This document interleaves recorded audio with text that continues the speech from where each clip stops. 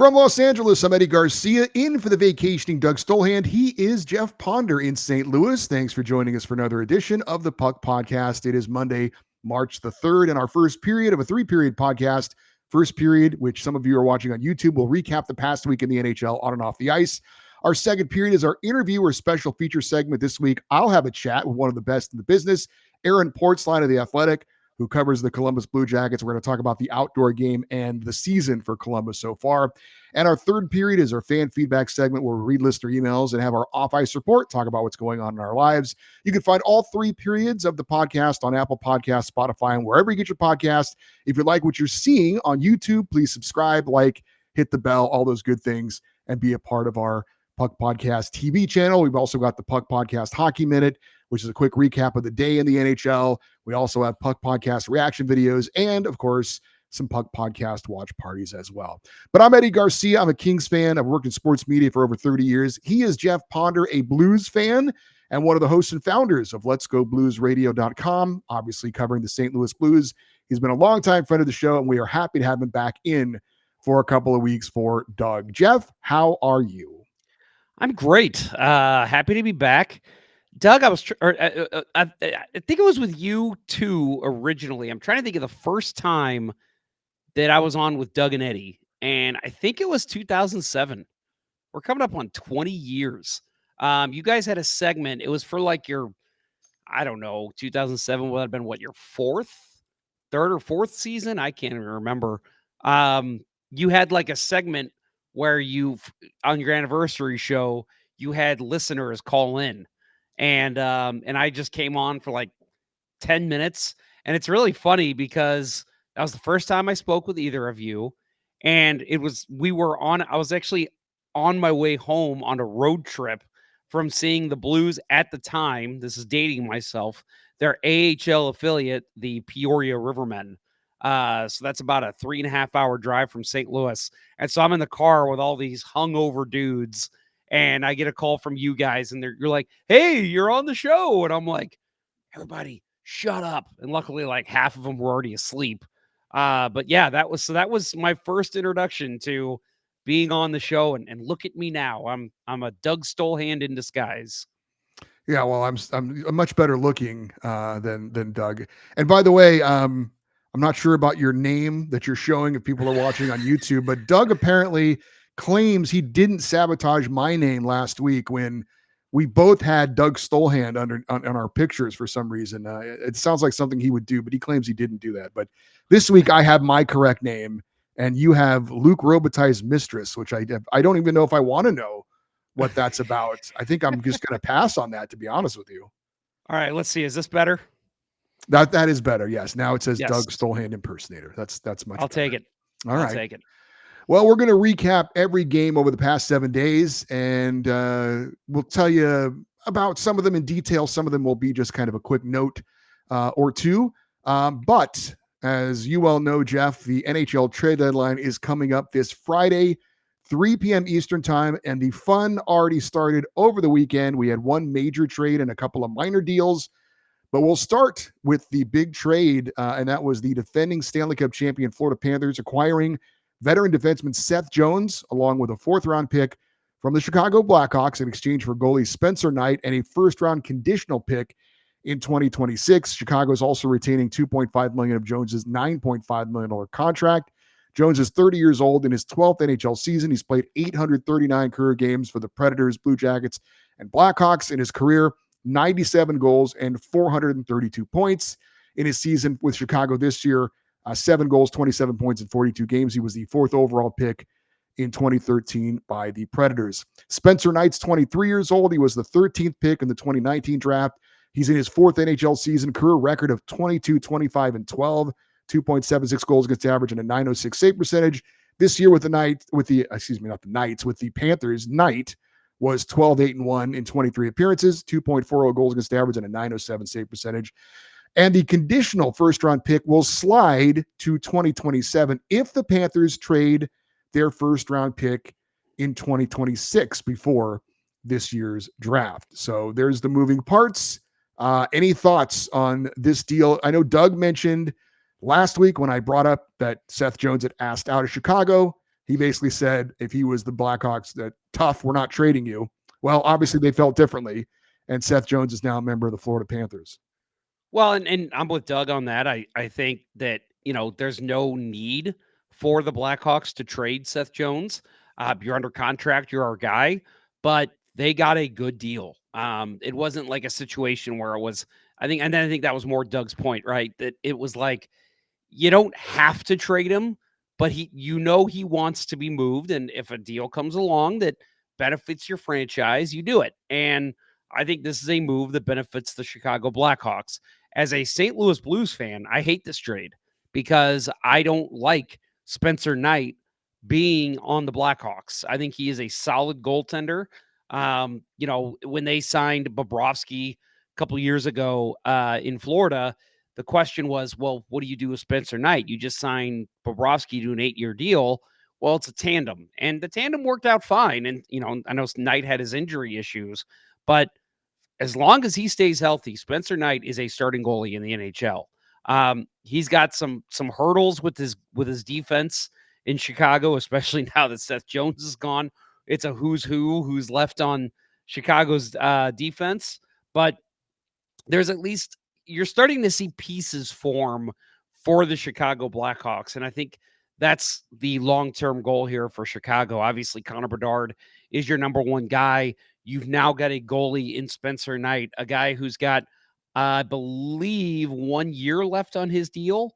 At $4.5 million. And then he's still restricted at that point. So depending on how he plays in Chicago, they could decide to just give him a bridge deal 1-2 years and then give him a big contract. Or if he plays really well, which I think he will, I think you're going to see a nice contract extension for Spencer Knight sometime next season.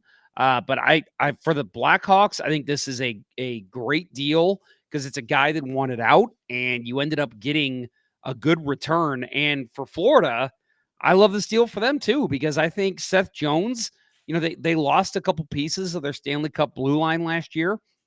You look at free agency coming up for this Panthers defense. Aaron Ekblad is due a new contract. Nate Schmidt is due a new contract. I think Schmidt will probably be on the way out, but this adds another piece in Jones that gives them 3 more years after this year of knowing who's going to be on their blue line. And I think Seth Jones, 3 years at him at $7 million. I mean, $7 million might be a little high, but also keep in mind he was the only guy in Chicago. Now we're looking at a situation where he has got a great core around him, so he doesn't have to be the guy. So I think you're going to see him fit in really well on this strong Florida defense, and I think this builds them up for another cup run. This might be the last hurrah kind of thing for Florida, depending on what they do for the rest of this week before the deadline. But this could be a situation where it's, guys, we've got the roster still. We're lost a couple guys on the blue line, but look at us now. We went out and got Seth Jones, a great guy who's been playing number 1 minutes. He doesn't have to play number 1 minutes now. I think this is a great deal for both sides. Well, I think it's a great deal for the Panthers. I'm not so sure about Chicago, but for Florida, obviously they're in a situation where they're looking to defend their Stanley Cup, looking to get back to the Stanley Cup Finals for 3 years in a row. So they're in it to win it in the moment. Their window is obviously open now for a title. So they address a need on the blue line with a veteran guy. I love the deal for Florida. I'm not so convinced Spencer Knight is the goalie of the future for Chicago. Now, if he turns out to be, then I think this deal is a pretty good deal for both sides. But I mean, look, he was firmly going to be the number 2 guy for the time being in Florida with Sergei Bobrovsky. So that he was expendable. I don't know what else the Panthers have in their system potentially to be the long-term answer in net, but they don't care about that right now. He's been so far, I think, unfulfilled promise to me for Spencer Knight. He's had some off the ice issues as well. So we'll see. He's getting his big opportunity in Chicago, and if he runs with it, good for him. And it's a pretty even trade for both. The first round pick, we'll see where it ends up being, but whether it's either this coming year or the following year, it's going to be later in the draft, you would think, because the Panthers are obviously still a pretty successful team. But I would say for me, this is a great deal for Florida. I don't know about it for Chicago. We'll wait and see.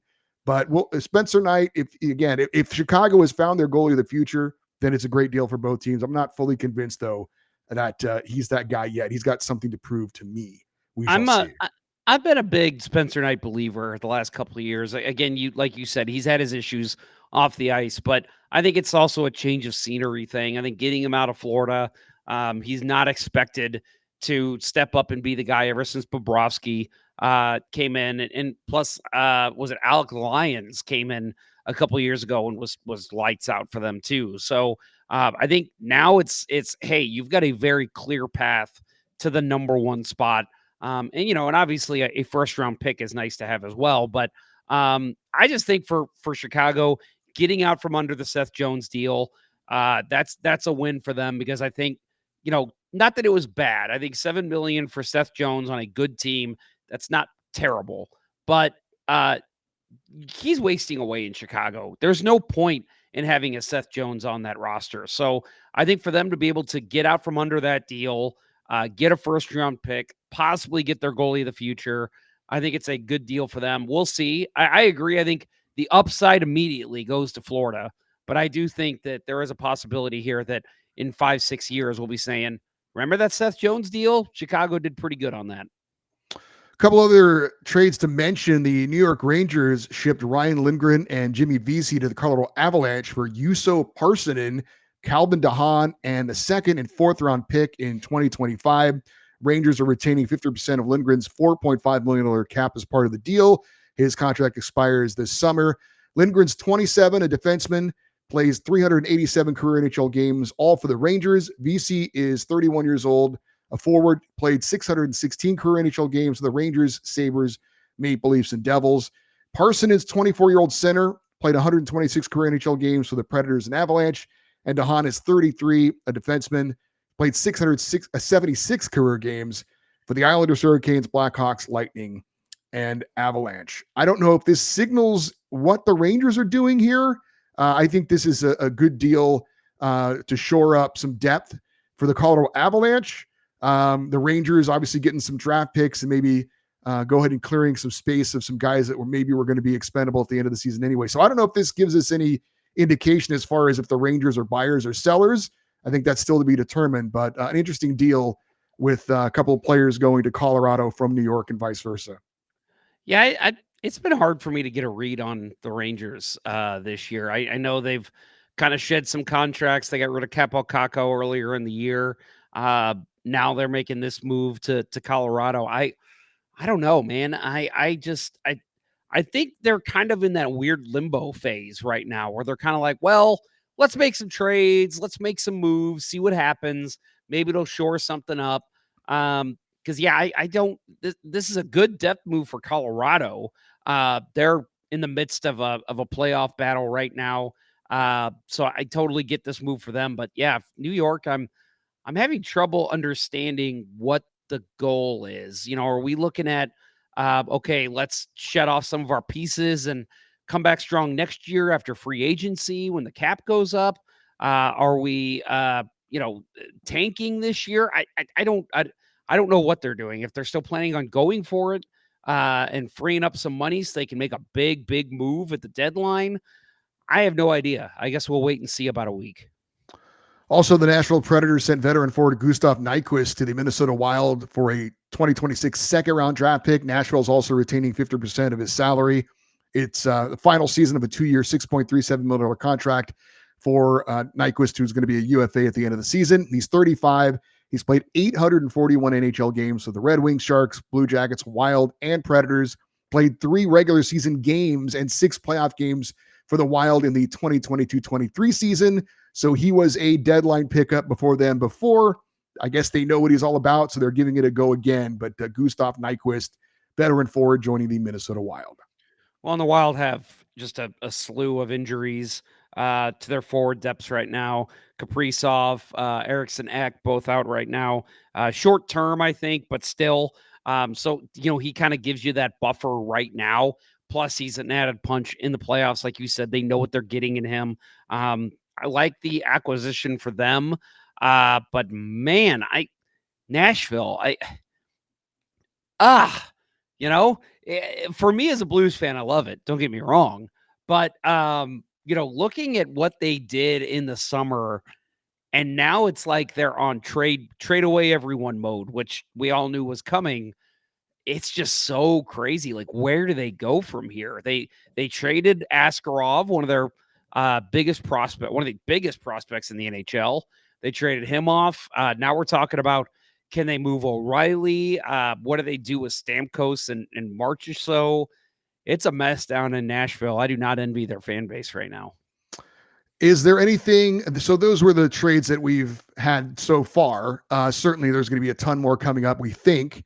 Although it does maybe seem like there's more buyers than sellers out there, so that could make for an interesting trade deadline. Is there any player or team in particular that you're really interested in? I know for me, I've always been fascinated by the Mikko Rantanen thing, and if he's going to get flipped again, and it hasn't worked out so far in Carolina. Do they roll the dice and keep him and see if it works out in the playoffs and risk losing him and walking away for nothing? It's certainly, the offer is apparently on the table and he's still thinking about it. It doesn't seem like he's that interested. Maybe he's not a fit there and he just doesn't want to commit to them. But what do you do if you're Carolina? Do you flip him, or I guess it depends obviously on what you're going to get offered. I mean, you're not going to just give him away for nothing. I think they'd rather just keep him and take their chances and go for it this year and then just figure it out afterwards. But I'm fascinated by what's going to happen with Mikko Rantanen. Yeah, that is the number one. I mean, the chips are going to fall after that one. If he signs a deal, okay, well, now we know Rantanen's off the table. Who's the next guy we can go get, for the buyers of the NHL? But, yeah, that is a fascinating story to follow because when he signed or when he was traded to Carolina, everybody was, oh my gosh, he's going to go out and he's going to score 10 goals a game. He's got one in as long as he's been there. I think it might be two now, but yeah, it's not much. And then you look at Martin Necas and he's killing it in Colorado, so it makes you question, what is the real Mikko Rantanen? Is it the guy we saw in Colorado? Is it the guy in Carolina? Is it somewhere in between? Yeah, that is definitely the one to watch for the next week. I could see him getting moved, and we got an email coming that we'll talk about in the third period that discusses this. But that is one to watch. Obviously close to my heart, Braden Shen is a name that has come up for the Toronto Maple Leafs, especially because, Eddie, everyone's getting traded to Toronto or Vegas. That's how it works every single year. But still, his name has been linked to Toronto, and there's obviously close ties. Craig Berube's his old head coach. The Maple Leafs have also already plucked the old Blues captain before for a trade deadline move. So that one's interesting. But I think the Blues, with the win streak they had this week, they're right back in the playoff discussion. So I don't see that one happening. And the other one that's interesting to me, and I know he's injured right now, is Brad Marchand. Boston they've got to be sellers at this point. And Brad Marchand is a guy that he's a free agent coming up. Now, obviously, I think Boston would love to re-sign him and still see what he's got left in the tank. But if you sell now and you move him out and get something for him, that could be a huge step in the right direction for Boston to do a quick rebuild. It's just losing a guy like Marchand. That would be not only just headline grabbing, but a lot of your fan base is probably going to be pretty upset with that. Well, it should be fun, and we will talk all about it on next week's show with Jeff joining me as well. Looking forward to that. All right, let's get into the week that was in the NHL. We go back to last Monday where we had 2 games on the schedule. The Jets edged the Sharks 2-1 in overtime in a battle of 2 teams going in vastly different directions. For the Winnipeg Jets, that's 10 wins in a row at that point. Mark Scheifele gets his 32nd goal of the year. That was the game winner in overtime. It was also defenseman Josh Morrissey tying it up with the goal he pulled with 26 seconds remaining. So the top team of the NHL having their struggles with one of the worst teams in the NHL, but in the end, Winnipeg gets the win and extends their winning streak to 10 in a row. We also had the Kings scoring 4 goals in the third period to rally past the Golden Knights for a 5-2 win. Trevor Moore had a pair of goals, numbers 9 and 10, and Kevin Fiala gets his 23rd of the year. I was at that game as a fan, Jeff, and we had a couple of friends that listen to the Locked On LA Kings podcast that I do. They invited me down low in the bougie seats, and we were right not far from the net where the Kings scored all 4 of their goals in the third period to rally and win that one. So that was one of the more fun experiences I've had as a fan in quite a while. So that was really, really cool. Sounds like a good night for the Garcias. Well, for this Garcia, yeah, I was there on my own. Okay. But yeah, it was very, very, very fun. Let's move on to Tuesday, a busy Tuesday where we had 12 games on the schedule. We'll start with the Flames knocking off the Capitals in DC 3-1. However, in the loss, the lone goal scored for Washington was by Alexander Ovechkin. That's career goal number 883, 30th of the season, to put him 12 away from breaking Wayne Gretzky's all-time goal-scoring record. With 24 games left at that point, Ovechkin had also scored 30 or more goals in 19 of his 20 NHL seasons. In the loss for Calgary, you had Jonathan Huberdeau scoring his 22nd, while goalie Dan Bledar made 26 saves in net. In the win, the Flames moved past the Canucks at that point and into the final wildcard spot in the West. We'll be updating that as we go along throughout the week. But we'll still hear again from the Great Eight a little bit later on this week. Look at you stepping up your graphics game. That was very impressive. Oh, I don't know This about is that. why you need to be watching on YouTube, folks. What is it? You probably got it here somewhere, right? No, what is it? YouTube.com/Puck Podcast? It's at Puck Podcast TV is the YouTube Puck Podcast TV. Yeah. address. Come on, Yeah, people. yeah. Eddie is slaving over a hot yeah. computer, putting together these great graphics. Unbelievable. He's got belly dancers in the background right now. It's fantastic.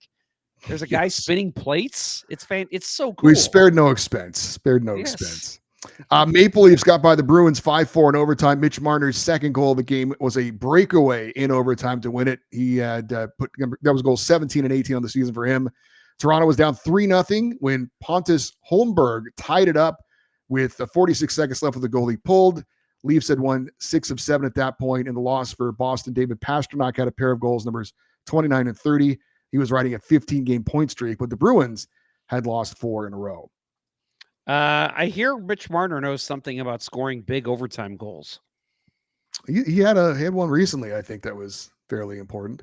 Mm-hmm. The Canadians shut out the Hurricanes 4-0. Montreal goalie Sam Montembeault 20 saves in the shutout. Nick Suzuki gets his 16th of the year. Patrick Laine his 14th. No, it was not a power play goal. And rookie defenseman Lane Hudson had a goal for his 43rd point of the season. Carolina had lost 5 in a row at that point. And with Mikko Rantanen in the lineup, their record was 2-5-1. Whew. Yeah, I mean, getting blanked by the Canadiens. I mean, Rantanen, where are you? Where's the milk carton? But Lane Hudson, man, that guy he's a heck of a defenseman. I mean, obviously we've got the Cale Makars, the Adam Foxes. There's plenty of other guys that can carry the mail, but just watching him play, he is just so smooth skating through the neutral zone. Just a excellent player, and Montreal is very lucky to have him. Blue Jackets beat the Stars 6-4 in the start of a big week for Columbus. Kirill Marchenko scored 2 goals, numbers 22 and 23. Adam Fantilli added his 17th. Ivan Provorov scored his 39th goal of the season as a Blue Jackets defenseman. So 39th goal scored by a Blue Jackets defenseman. That's the most in the NHL, and Columbus is holding on to the final wildcard spot in the East at that point. In the loss for Dallas, Jason Robertson scored his 24th of the year. Roope Hintz his 23rd. Columbus is firmly in a playoff spot right now. I mean, it's a battle, but they are in they have the first wild card spot as of right now. And the name Ivan Provorov has been thrown around as a trade deadline acquisition for a team that's looking to buy. Do you think Columbus moves this guy, or do you think they keep him for their playoff run? Well, we touch on that in our second period interview with Aaron Portzline, so stay tuned for that. Look at me setting you up. Yeah. The Red Wings rallied down 2-0 to get by the Wild 3-2. Detroit defenseman Simon Edvinsson scored 2 goals, numbers 6 and 7, including the game winner in the third period. In the loss for Minnesota, Marco Rossi scored his 21st of the season. Lightning beat the Oilers 4-1 for their 6th win in a row. Brandon Hagel gets his 28th of the season. Nick Paul is 18th, while goalie Andrei Vasilevsky made 24 saves in net. In the loss, Leon Draisaitl scored his NHL-leading 43rd goal of the season, but Edmonton dropped to 0-3 since the Four Nations break, and they've been outscored 16-7.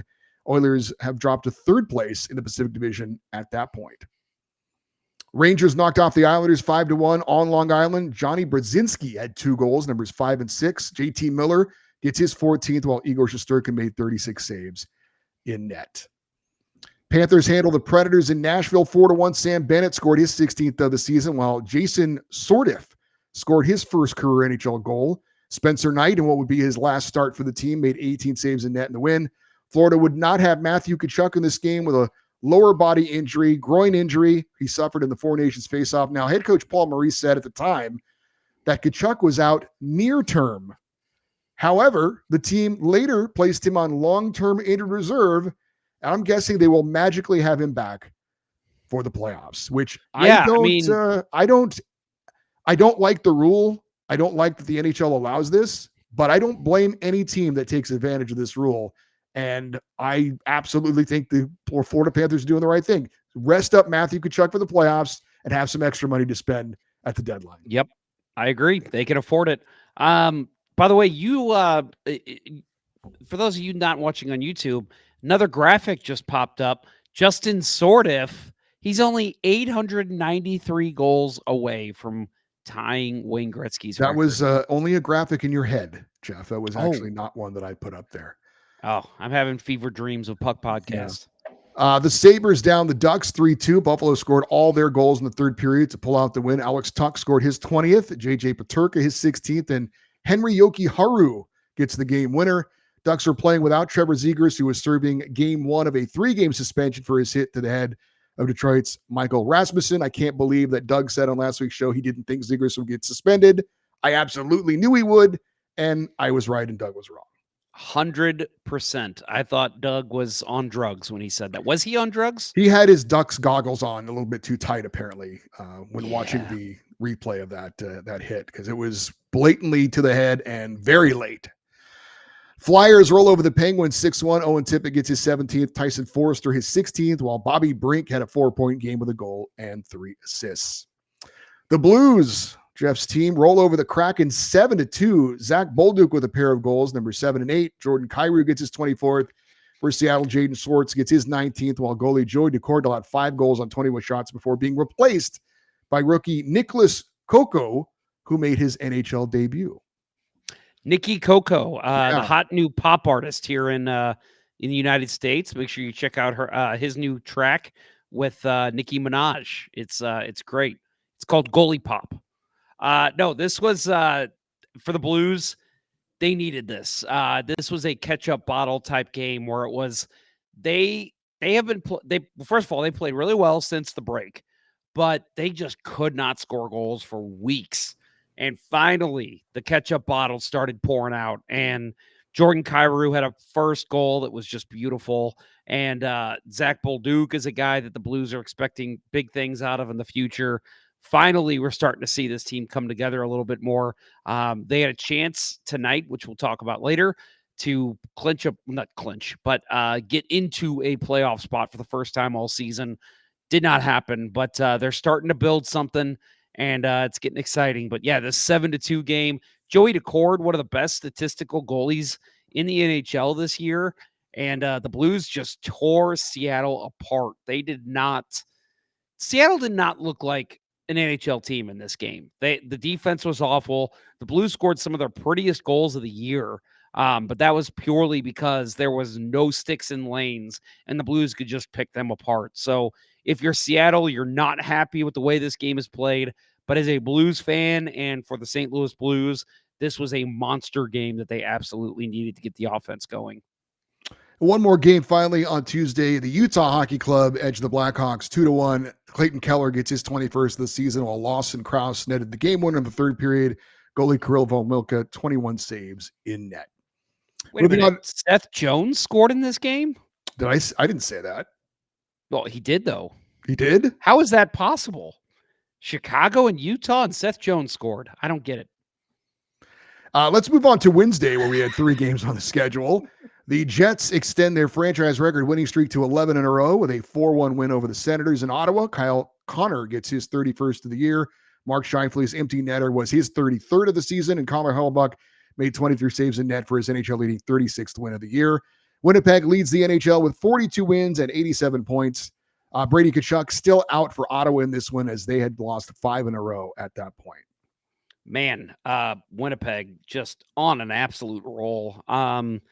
They they had what to open the season? They had like a 12-game winning streak, and here they are doing it again. And for the Winnipeg fans and some that I know and I've talked to this season, it's all about doing it in the postseason for them at this point. And right now, this is great. I mean, this is entertainment, so I'm glad for Winnipeg fans that they're witnessing this. It's fun. It's great. Every night is a barnstorming game for their offense. But man, you got to do it in the postseason. No, it's 100% true. This is great, and you're having fun with it. But if it doesn't extend into a deep playoff run, I hate to say it, but who cares? And that's harsh. I mean, the Bruins had that season a couple years ago where they had, a record-setting season, more points and wins than any team in NHL history, and they lose in the first round. So I hate that we completely discount that, but that's the way it is. And it's been a great year for Winnipeg as well. But if they lose in the first round, who cares? Well, and it's the same thing if, like, with Winnipeg and Boston back in the day, and then even Tampa Bay when they lost to Columbus. Like, this is all awesome and it's fun. But when you're a team that is playing well and has played well for multiple seasons, you need to transfer that energy to the playoffs. And for some teams, it just doesn't happen. And so far for Winnipeg, I mean, they had that. I want to say did they go to the Western Final a couple years ago? I don't think but outside, so. Maybe it was the second round. It was second round. They lost. Haven't gone to the final. Round. No, they have not. Have not gone to the Western Final. And this is a damn good hockey team. You've got one of the best goalies in the world, a prolific offense, a great defense. They've got to put it together this year. They absolutely have to, or I think it's time to start looking at other directions for this franchise. Avalanche handled the Devils 5-1. NHL leading scorer Nathan MacKinnon had 2 goals, numbers 22 and 23, plus an assist. He now leads the NHL with 90 points, at least at that point. He's going to add to it. Arturi Lehkonen gets his 24th a year, and Marty Necas with 3 assists. Mackenzie Blackwood, 22 saves in net against his former team. Also for Colorado, Valeri Nichushkin returned to the lineup after missing 2 months with a lower body injury. He was scoreless in 18 minutes of action. And the Canucks got by the Kings in LA 3-2 in overtime. Vancouver's Connor Garland had 2 goals, numbers 15 and 16, including the overtime game winner. With the 2 points, the Canucks moved back into the final wildcard spot in the West, passing the Flames. In the loss for LA, Adrian Kempe had his team leading 26th of the year. Kings fall to 19-3-2 at home. I have to ask you, because the Canucks are obviously in the Kings' division. Connor Garland, he's probably on my Mount Rushmore of most hated players right now. Does he make your Mount Rushmore? I would say he's definitely a player that is a pain in the ass. I don't know that I hate him, but when you play against him, he's always in the middle of things, and he's usually always doing something that helps his team. And certainly he did it against the Kings. But yeah, he's a guy who's a pain in the ass, but in a good way for Vancouver. Right. And obviously when I say most hated, I say if he was a St. Louis Blue, I would love him, but I hate playing against him. Like, every time he's on the rink, if he's not scoring a big goal against the Blues, he's lighting somebody up, and then it's pissing my team off and they're getting a penalty. So yeah, I just watch that guy play and I'm like, Urgh. But it's like, again, if he's on my team, that's probably my favorite player on the roster. Moving on to Thursday, we had 12 games and a rematch of last year's Stanley Cup final as the Panthers once again got the better of the Oilers with a 4-3 victory. Third period goals from Nate Schmidt and Carter Verhaeghe were the difference. Verhaeghe 16th of the year, the game winner. With the win, the Panthers moved past the Maple Leafs and into first place in the Atlantic Division at the time. For Edmonton, Leon Draisaitl scored his NHL leading 44th goal of the season, but the Oilers had dropped 5 in a row at that point, and that was their longest losing skid so far this season. Zach Hyman, kind of the guy that we, looked at last year and scored 100 points, and we're like, no way that happens again. 20 goals on the year. Not bad. I mean, 20 goals, trust me. Hey, 20, that's 20 more goals than I'll ever score in the NHL. Nothing to sneeze at, but not putting up the numbers we saw him put up a year ago. I think he's great. He's playing fine. I think this is more of what we expect from him. But I think last year when we saw him just absolutely blowing the league up, it was okay. Let's see if you can do that 2 years in a row, and clearly that's not been the case. Jets franchise record 11-game winning streak came to a surprising end with a 2-1 loss in Nashville to the Predators. All the goals in this game were scored in the opening period. Philip Forsberg gets his 22nd, while Tommy Novak's power play goal would be the game winner. UC Saros made 23 saves in net to beat the top team in the NHL. Credit the Preds penalty kill in this one. Winnipeg's number one ranked power play 0 for 4, and that included a two-man advantage for a minute 54 in this one. Connor Hellebuyck not in net for Winnipeg in the loss. I don't mean to harp on the Predators, but it's just looking at this game in particular. I watched some of this one, and there was glimpses of Nashville just playing excellent, and that's got to be the most frustrating thing for Predators fans, especially with the way they started. Was there's moments, and you see this with every team. You know, obviously, even the Washington Capitals that won 10 games their first season or whatever it was. You're going to see glimpses from every team that makes them look like a perennial hockey team. But this was one of those games that I watched and I'm like, this is the kind of hockey I think Nashville was expecting all season. And, shutting down Winnipeg, who's been fantastic. Just an interesting game. But yeah, for Nashville fans, a season to forget, but at least the talent's there. It's just not all come together all season. Blue Jackets knock off the Red Wings in Detroit 5-2 in a battle of the two teams holding down the two wildcard spots in the East. Both of them at that point had 66 points. After allowing the first goal, Columbus came back with 4 straight goals, including 2 by James Van Riemsdyk, numbers 13 and 14. Kent Johnson added his 20th of the season, and Kirill Marchenko's empty net goal was his 24th of the year. In the loss for Detroit, Alex DeBrincat gets his 27th of the season. And of course, the two teams will meet again coming up on Saturday. That was Saturday from this past week, of course, in Columbus, the Stadium Series game at Ohio Stadium, the home of the Ohio State Buckeyes. We'll be talking more about that in just a second, and much more about that in the second period in our interview with Aaron Portzline. Lightning made it 7 wins in a row with a 3-0 shutout win over the Flames. Andrei Vasilevsky, 27 saves in the shutout, his 38th of his career, while Brandon Hagel added his 29th of the season, Nikita Kucherov his 27th goal. Blues knock off the top team in the East, the Capitals, 5-2. Philip Broberg scored a pair of goals, numbers 5 and 6, while Dylan Holloway added his 18th. St. Louis captain Braden Shen played in his 1,000th career game.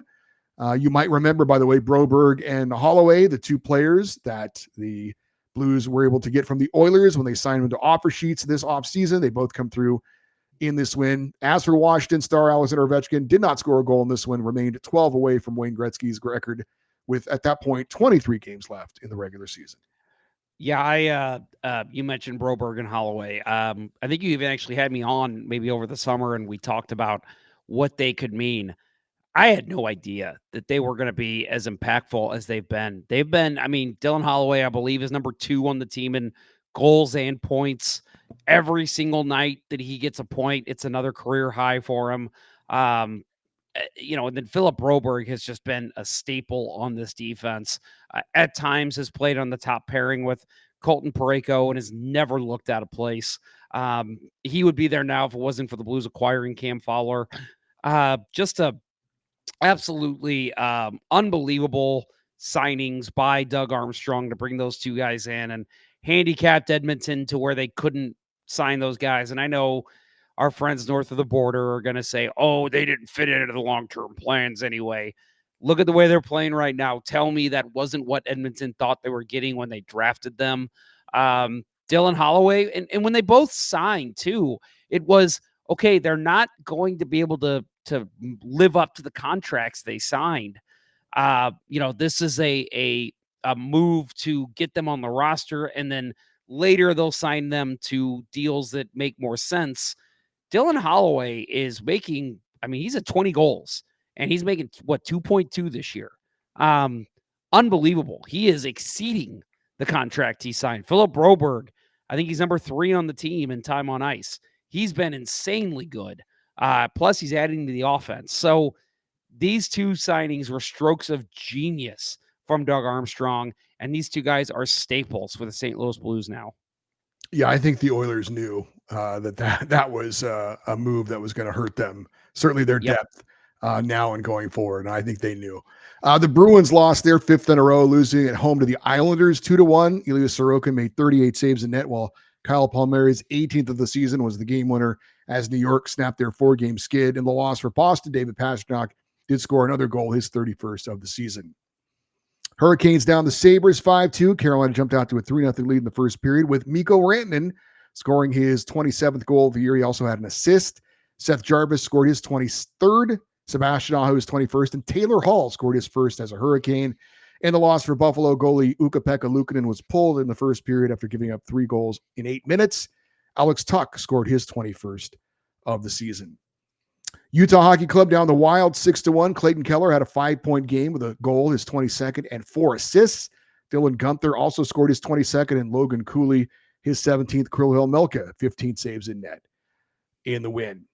Pacific Division leading Golden Knights outscored the Blackhawks 7-5. Ivan Barbashev and Keegan Kolesar each had 2 goals for Barbashev, goals 17 and 18 for Kolesar, goals 11 and 12. Pavel Dorofeev added his 24th of the year, and Tomas Hertl his 23rd. In the loss for Chicago, defenseman Ethan Del Mastro scored his first career NHL goal. What are you doing, Vegas, to give up 5 goals to the Blackhawks? Whew. Somebody who watched that game, tell me what happened. That should never be the case for the Blackhawks. If you're going to do that, make sure you score 7. And right. Yeah, that's what they did. Penguins edge the Flyers 5-4 in overtime on Evgeny Malkin's 12th of the year. His 11th tied it in the third period. Defenseman Erik Karlsson scored twice, goals 7 and 8 as Pittsburgh rallied down 3-0 to get the win. In the loss, Philadelphia rookie Matvei Michkov scored twice, numbers 18 and 19. One note for Pittsburgh forward Michael Bunting out indefinitely after having surgery to remove his appendix. Matvei Michkov, definitely the Calder winner, right? No, I wouldn't say that. No? Who do you got? I think Macklin Celebrini is right there, and I think Cole Hudson is right there. So I think even Dustin Wolf in Calgary, the goaltender, has he might get some votes as well. So I think it's a pretty tight rookie race. I don't think anyone is leading the pack right now. To be honest, I actually forgot Dustin Wolf was still considered a rookie. So that's an excellent call. Michkov, okay, let's just say probably the best goal scorer of the rookies this year. Just so smooth with the puck and him coming over. I know that Philadelphia just is so excited about him, as they should be.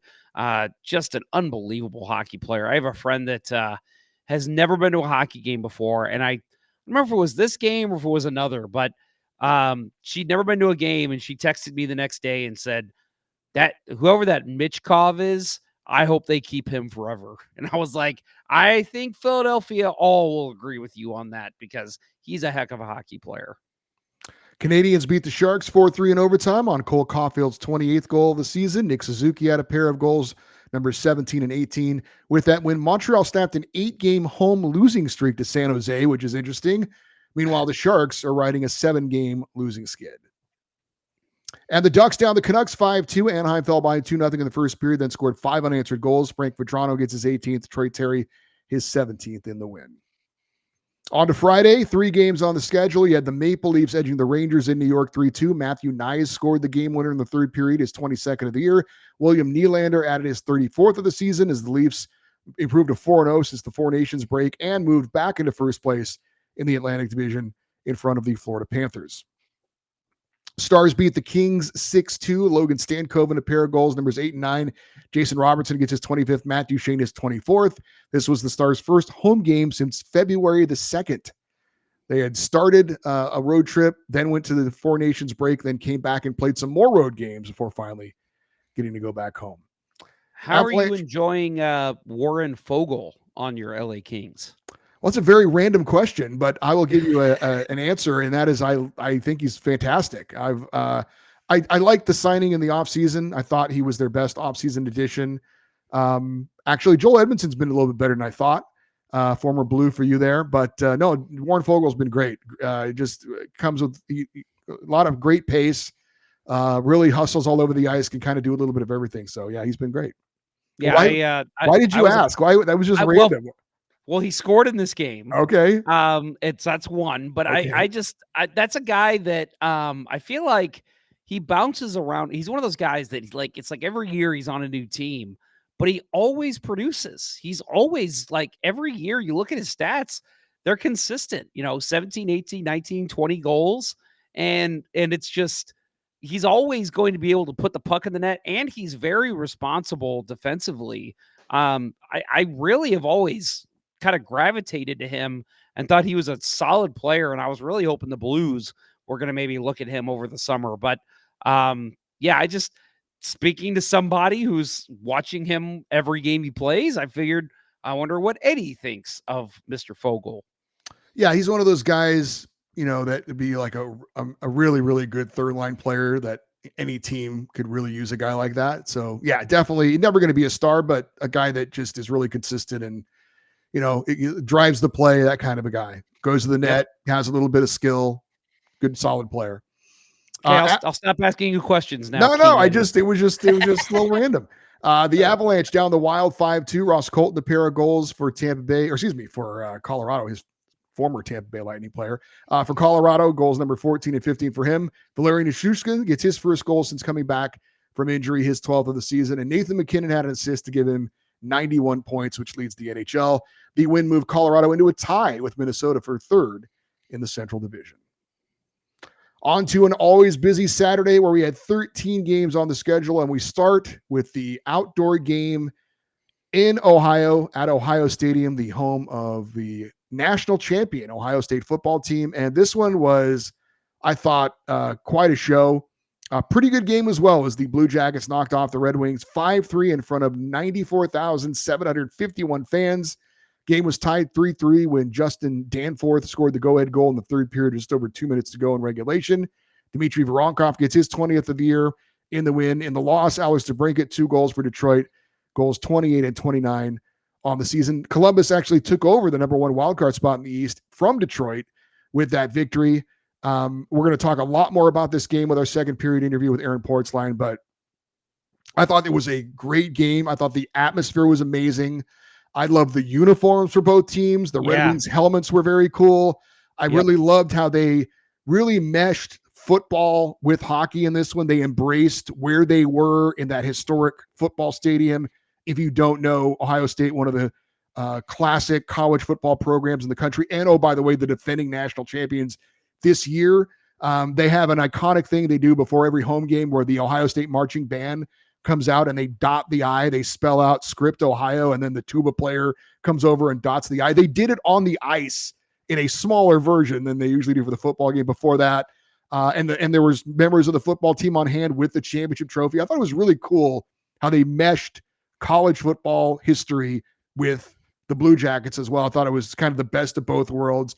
And of course, Johnny Gaudreau, the aura of that was certainly all throughout, whether it was the walk-in by both teams wearing things that were reminiscent of Johnny Gaudreau and his brother Matthew as well, to Johnny Gaudreau's widow and I believe his mother leading the Blue Jackets out onto the ice. And then they had this giant number 13 flag, if you will, that they had up in the stands that they were passing around.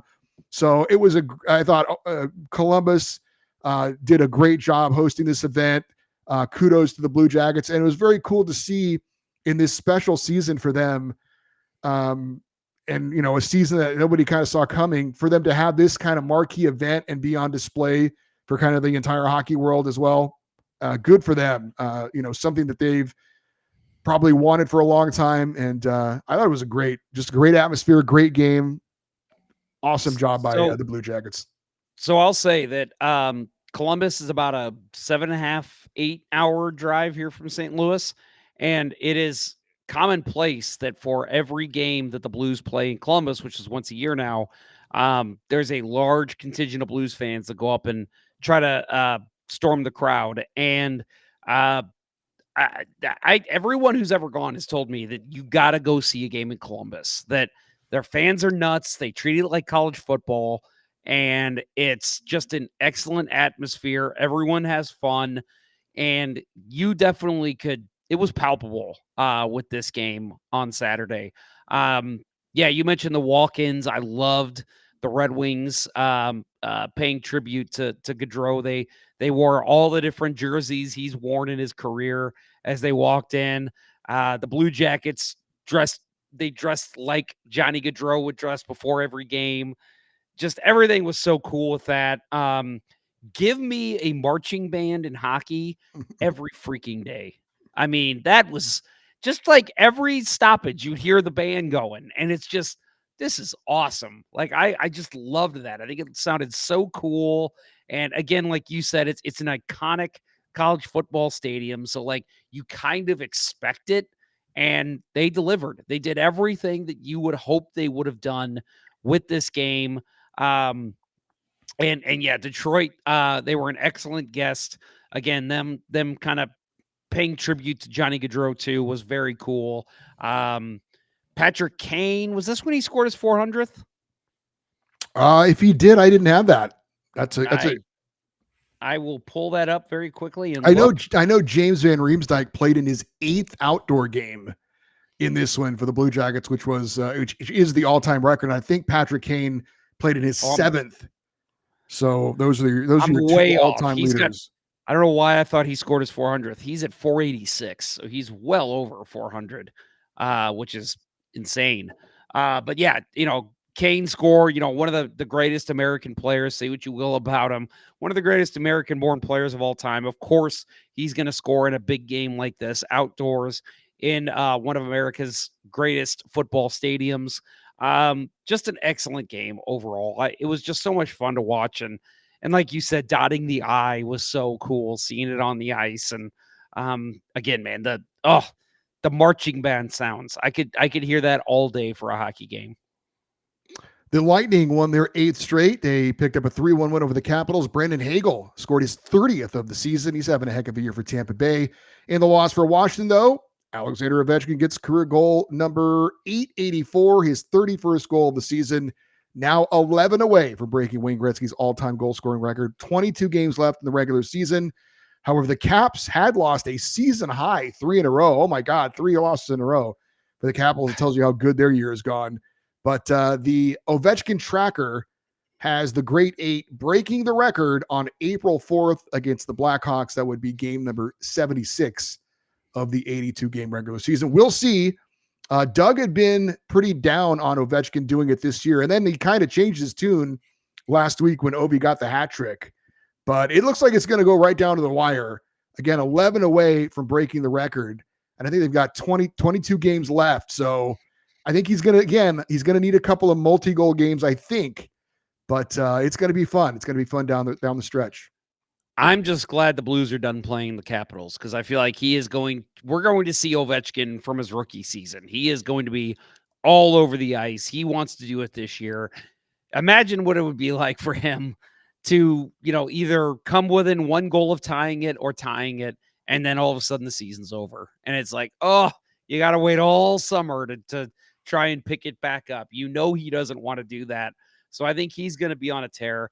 And of course, Doug was wrong. Doug's always wrong. So it's not surprising at all. I didn't. Yeah. Well, I think we all know the truth, right? Puck Podcast listeners.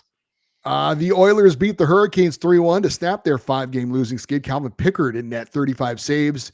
In the loss, Sebastian Aho scored his 22nd, but Carolina's dropped 6 of 8. And again, now 4-6-1 since acquiring Mikko Rantanen. It just has not provided the spark they were looking for. What's the name of his team? The Carolina Hurricanes. I don't think he's too happy about, though, apparently, by the way he's playing. Panthers shut out the Flames 3-0, 23 saves from Sergei Bobrovsky. It was his 47th career shutout. Calgary, with that shutout, blanked in back-to-back games for the first time since 2019. Flyers edged the Jets 2-1 in a shootout. The aforementioned Matvei Michkov, Philadelphia's rookie, scoring the shootout game winner on a beautiful play. Ivan Fedotov in net, 29 saves as he stopped all 3 shooters that he faced as well in the shootout. Mark Scheifele scored his 34th of the year in the loss for Winnipeg, and Connor Hellebuck was in net in this one, 31 saves in the tough loss. The Flyers goaltending has really impressed me too. I feel like Fedotov and Urson were 2 guys that I never really thought were going to turn out to really be anything, and I think they both have played very well this season. Obviously with what happened with Carter Hart, there was probably some concern there in Philadelphia of like, what do we do now? And they seem like they're in pretty good hands in goaltending.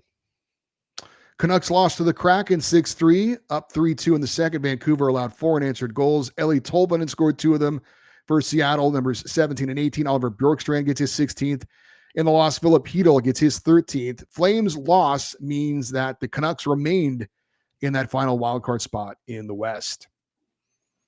Well, I hate to say this one, but the Blues beat the Kings 4-1. St. Louis winning its season high fourth game in a row behind 25 saves from Jordan Bennington. Dylan Holloway gets his 19th. Defenseman Colton Parayko his 15th. Blues moved into a tie with Calgary, both 1 point behind Vancouver for the last wildcard spot in the West. In the loss for LA, Kevin Fiala scored his 24th of the season. And after that big win over Vegas, the Kings have now dropped 3 straight.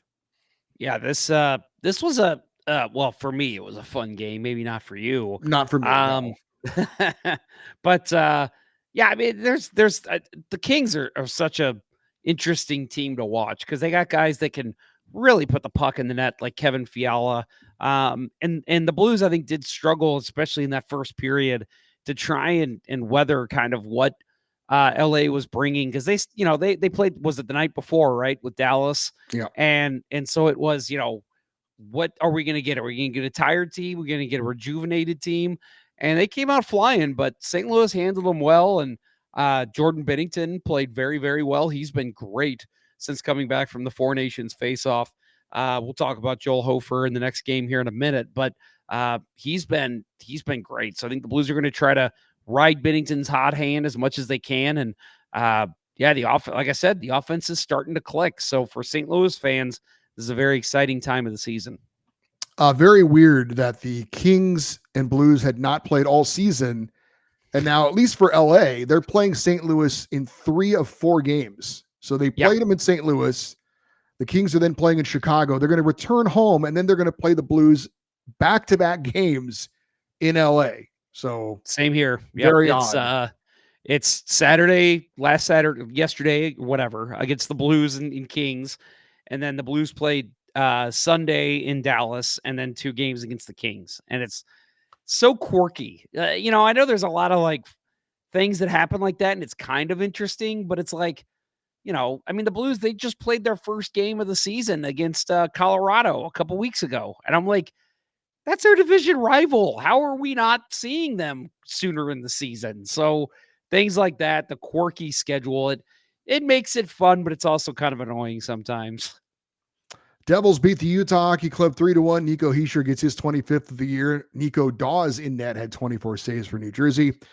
Bruins snapped their 5-game losing skid with a win over the Penguins and Panthers. 3-2 was the final. David Pastrnak gets his 32nd of the season, extending his point streak to 17 games. In the loss for Pittsburgh, Ricard Raquel scored his 26th. He's a name that's been brought up as far as maybe being moved at the trade deadline.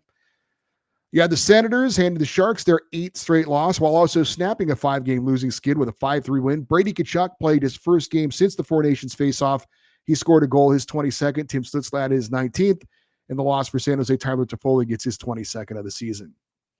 Blackhawks. I have not been paying attention to Ottawa very much, I'll admit. But and I know David Perron's had his injury issues, but 2 goals on the season. Whew. Got to think he might be a guy that might get moved to the deadline at some point too.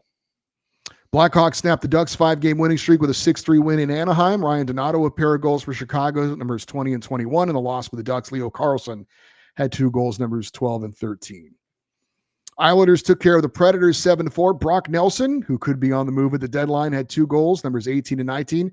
Kyle Palmieri, another name who has been brought up as maybe a trade for the Islanders as well, gets his 19th. Bo Horvat his 20th. And goalie Ilya Sorokin was credited with a goal. This was after he made a save, and then Nashville Steven Stamkos accidentally had an errant pass to the point. It went past the defenseman and all the way down into the empty net.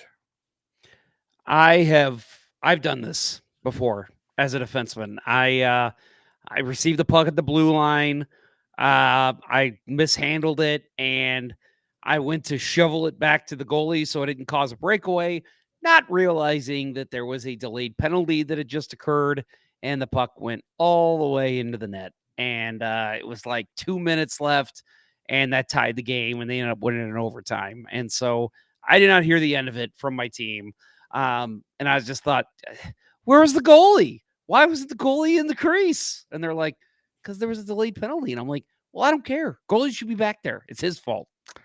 I'm a beer league defenseman. I've never in my life passed the puck intentionally to the goalie. So I would say that's your fault for ever deciding that passing the puck to the goaltender was a good idea. It was a great idea. It was the best idea. Yeah, it was It such a just good didn't work idea. It out. went in your own net.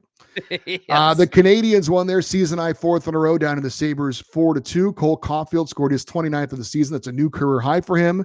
Montreal rookie defenseman Lane Hudson had 2 assists. He leads all rookies with 46 points. In the loss for Buffalo, Alex Tuck, another guy who's been mentioned as maybe being moved at the deadline, scored his 22nd of the year.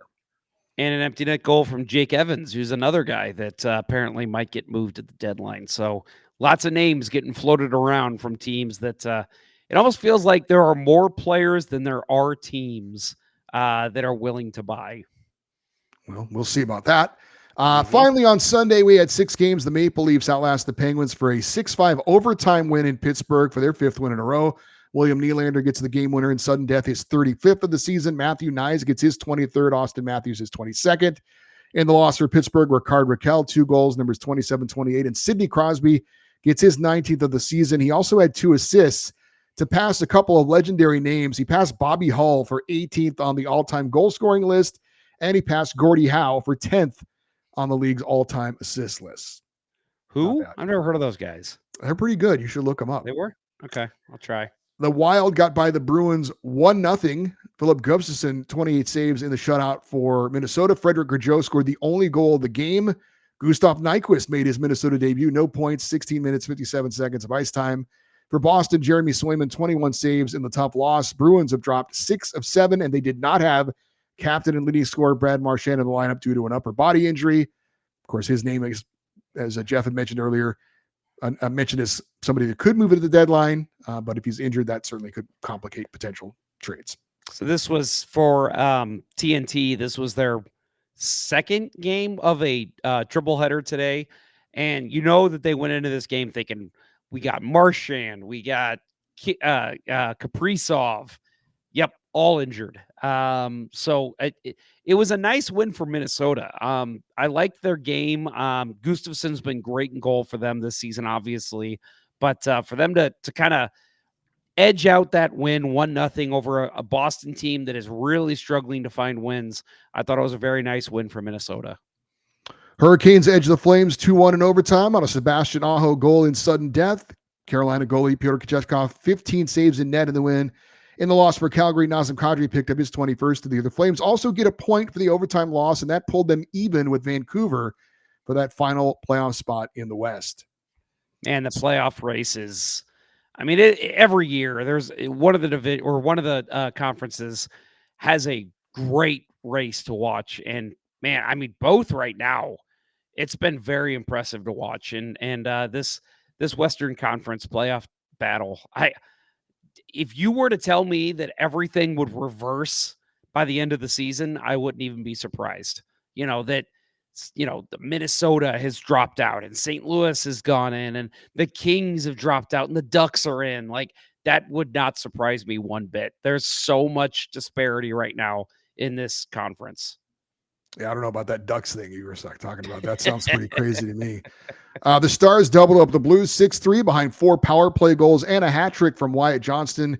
Goals 19, 20, and 21 for him. Matt Duchene gets his 25th. Rope hits his 24th. He also had 3 assists. Dallas has won 5 of 6 in the loss for St. Louis. Dylan Holloway did get his 20th goal of the season. He's I said it again. He's just been phenomenal. And from what I saw this game, it was a very exciting one. But Joel Hofer did not play well in the first period. Jordan Binnington came in his relief. Don't know how he played. I will find out after the Puck podcast. Rangers blanked the Predators 4-0 behind 35 saves from Jonathan Quick, his 63rd career shutout. Artemi Panarin scored his 24th of the season, while JT Miller added his 15th of the year. Miller's got 6 goals and 12 points in 10 games since coming over from Vancouver. And the Golden Knights shut out the Devils 2-0. Mark Stone and Noah Hannafin power play goals for Vegas in the win. Aiden Hill, 25 saves in net in the shutout. Very late in this game. This was the final game on Sunday, so don't have an update on this, but very late in the game, New Jersey Devils star Jack Hughes went hard into the boards, immediately went off the ice. Obviously, it was very late in the game, so him not returning wasn't a surprise. but it certainly did not look good, and that'll be something we look forward to updating you on coming up on next week's show. Certainly you'll find out about it before then, but certainly something to keep an eye on, because obviously that's a very important player for the Devils, and if he's gone for any length of time, that would be bad news. Well, and to lose him in a game where you're already down 2-0 and you didn't even score a goal. I mean, that's kind of insult to injury. Not sure if you mentioned it. Jack Eichel, 2 assists in this game, 52 and 53. So clearly Eichel's having a very good season for Vegas. All right, let's check out the standings. We're going to start in the Pacific Division. Your Vegas Golden Knights are on top. They get that latest win to add 2 points to their total, which is now 78 points. Record of 36-18-6. They've got a 4-point lead on second place Edmonton. The Kings are in third place with 70 points. Edmonton was 74. Calgary right now and Vancouver both tied with 65 points. The Flames do have one more regulation win than the Vancouver Canucks do, and that gives them the advantage right now as far as holding that final playoff spot. Then you got the Ducks, Kraken, and Sharks rounding out the Pacific. In the Central Division, Winnipeg on top, not only in the Western Conference, but in the entire NHL with 88 points, a record of 42-15-4. They've got an 8-point lead on Dallas for first place, Stars in second, and then you've got Minnesota in third place with 74 points. Colorado right behind them with 72. Then you've got St. Louis, Utah, Nashville, and Chicago.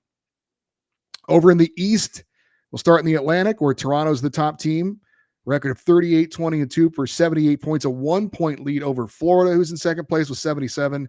Tampa Bay in third place with that 8-game winning streak, which is currently going on as we record this show. They've got 74 points. Then you've got Detroit with 66, followed by Ottawa, Boston, Montreal, and Buffalo. And in the Metropolitan Division, the top team in the East is the Washington Capitals, despite their mini 3-game losing skid. They have a record of 38-14-8 for 84 points, a 10-point lead over the second place Carolina Hurricanes, who have 74 points. New Jersey, 72 points in third place, followed by Columbus with 68 points. The Rangers, 64. And then you've got Philadelphia, the Islanders, and the Penguins rounding things out. As far as the wild card race in the West, it's Colorado with the number 1 wild card spot, pretty firmly in hand there. As far as a playoff spot, you would think for the Avs. The battle is for that final wild card spot in the West. Again, right now, Calgary with the slight edge over Vancouver, although they both have 65 points. The Blues are 1 point back with 64. Utah Hockey Club right now 2 points back with 63 points. So very tight right there in the West. Between Calgary, Vancouver, St. Louis, and Utah. Over in the East, you've got the Blue Jackets, the number 1 wildcard team. The Red Wings are the number 2 wildcard team. Columbus has 68 points. Detroit has 66. Ottawa, the New York Rangers, and the Boston Bruins are all 2 points out of the final wildcard spot. Each of those teams with 64 points. Then Montreal has 63 points, so they're 3 points out. And we'll even throw in Philadelphia with 62 points. So they are 4 points back of that last wildcard spot. Got to get some new blood, I think, in the playoffs this year. I don't know if Detroit is going to hold on. I think Columbus stands a good chance. Ottawa is looking pretty good. We'll see. I mean, the Rangers and the Bruins not being in the playoffs almost seems sacrilegious to even say. But there's a good chance that could happen. Yeah, if the playoffs started today, your matchups in the West would be Winnipeg against Calgary, Vegas against Colorado. That'd be a good one. Dallas versus Minnesota, and Edmonton versus LA for a 4th straight year. In the East, you would have Washington versus Detroit, Toronto versus Columbus, Florida versus Tampa Bay, and Carolina versus New Jersey. All right, that'll do it for our first period of our YouTube show and our first period of the podcast. If you enjoyed this, want to hear more, if you're watching on YouTube, check out the remaining 2 periods of the podcast on Apple Podcasts, Spotify, and wherever you get your podcasts. If you're watching, if you're listening to this episode, I should say, the second and third periods are coming up right after this. And if you're watching on YouTube, I'm Eddie Garcia. He's Jeff Ponder, and we'll talk to you next Monday with another edition of the Puck Podcast.